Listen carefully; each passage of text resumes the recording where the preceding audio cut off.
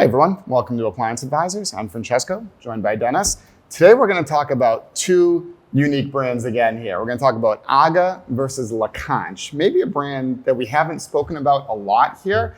And when I talk about AGA, we really want to focus on the AGA Elise range because we feel that that one has been a really popular range, especially here in New England, that traditional style. So that's really been a kind of a heavy hitter for AGA and a range that we're really excited about. So we want to talk about that one, but we also want to talk about Lacanche. Now, I'm sure there's a lot of people that maybe haven't heard that name, or maybe you've heard of a La Cornue. You really want kind of a stylish, unique, colored range. Now you've come across this brand Lacanche too. So first off, let's talk about, who are these brands? Who is AGA? Who is Lacanche? And why would someone consider them? And really, why are we even comparing the two brands? Yeah, so let's talk about Lacanche first. Brand's been around well over 100 years, as has AGA actually, both.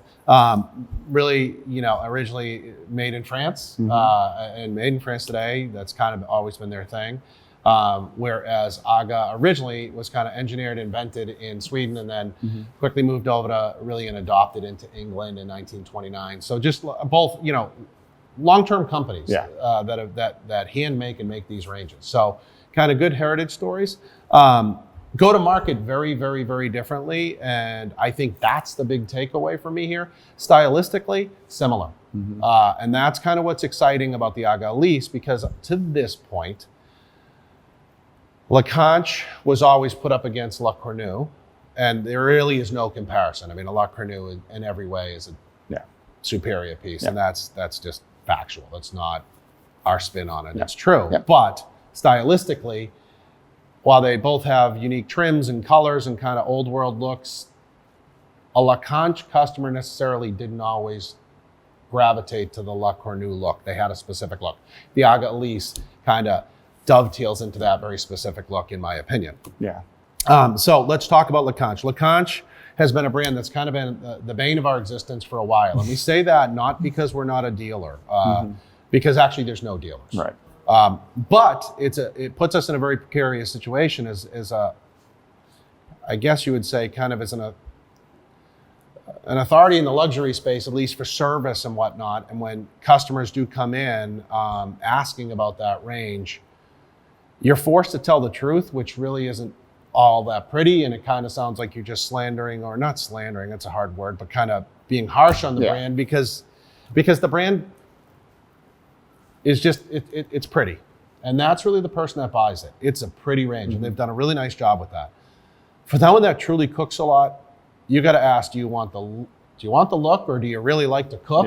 And that's, where do you fall? And I think if you do your own research, you're going to find that a lot of people that have had it and used it have mixed reviews. They always tend to come back to they like the look of it, and there's no service. So why would someone buy it? Obviously, there's the look there. Is it a price point thing? It is. So traditionally, it's sat below a La Cornue. Slightly above brands like an Ilve that are no longer really. It's kind of, it's bankrupt and now not bankrupt. But I mean, and I think that aesthetically, they did a really nice job. Now, designers get behind it a lot, or particular designers. Designers are commissioned to sell that line.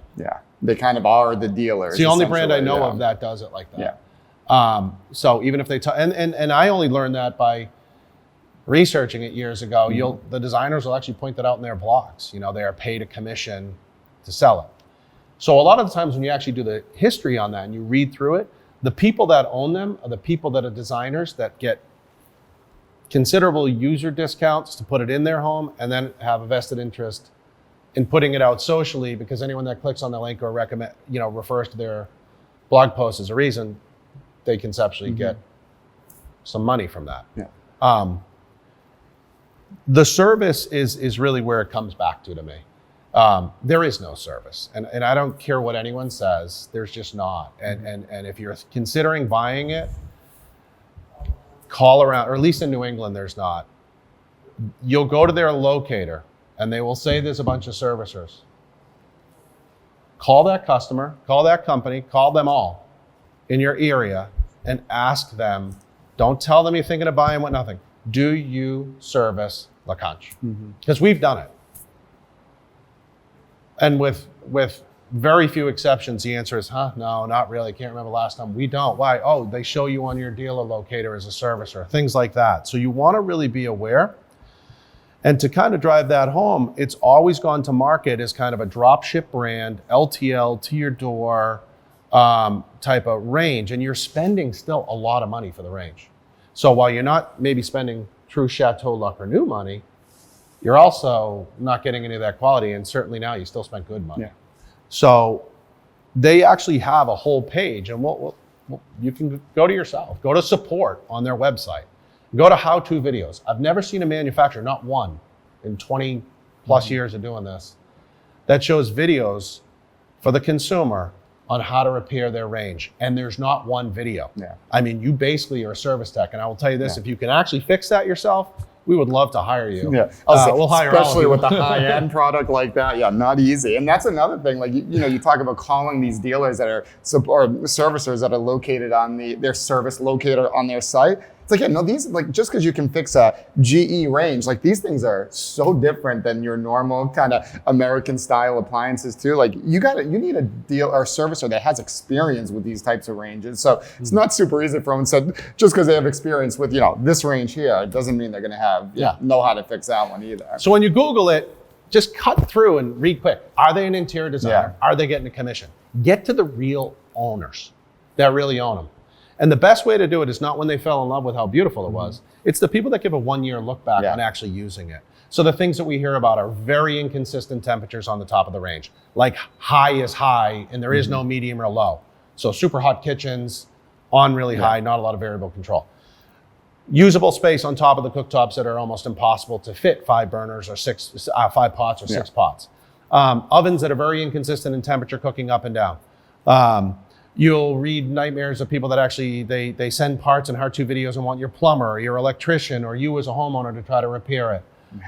Heck, is one that went on for 2 years, and they flew somebody up supposedly from Florida and they damaged the range worse. So the point is, those are the things you got to think about, because once you're past the emotional aesthetic value of it, if you intend to cook with it, it's a problem. Now, last thing I'll say is, so that's why we get excited about the AGA Elise. AGA Elise is going to run about $5,000 less, by the way. Okay, so it's going to sit at a perfect price point. Has induction for 36 and 48. You're generally going to range somewhere between 6,000 and 10,000 for most customers buying it. It has knurled handles, cross handles, very similar, customizable finishes. 2-year full parts and labor warranty, backed by a lot of services. Certainly we are, but we're not the only. There's a bunch of them. And owned by a company, Middleby, that owns La Cornue, owns AGA. Actually, that specific range is made in the same factory with La Cornue. Actually at Rangemaster in the United Kingdom. So I just think it kind of hits on a lot of things. And that's what really gets us excited, because it's finally a brand that we feel we can trust. The customers are resonating with quickly, actually offers a cost savings, and kind of does a lot of the same things, just I think backed up a little bit better. Just we think a better option, not only on the service, but on the features of the range, stylistically how it looks, really cool designs with the multiple doors and the 48-inch and the top broiler restaurant style there. So just, service-wise, definitely stands apart, but we also think it's not a lesser range by any means. It's a better range with better features, better look, better aesthetics. So overall, absolutely something that you need to consider there. And a lot of times, some of the ranges that are in the Lacanche, they're going kind of the style of the house. Sometimes they're going into slightly more remote areas. I mean, we've had people want to put it on islands. They're on an island home. It's just a particular look. Or they're down in more destination type places where there isn't such a big service network. So you really just want to be smart about that buying decision of everything after the fact. It's just, you built your kitchen probably around it because aesthetically it's a focal point. So you want to make sure that long term it can actually be serviced and worked on and cooks well. And not have to maybe force someone to fly up a random servicer and come to your house. So no, definitely something to consider there. So hopefully you learned a little bit about AGA versus Lacanche. And don't forget to follow us on social media for appliance tips and updates from Yale Appliance. Your feedback is what shapes our series. Like what you saw, give us a thumbs up, share it with your friends, and drop your thoughts in the comments below. We love hearing from you. Stay informed and inspired on all your appliance needs. This is Appliance Advisors signing off.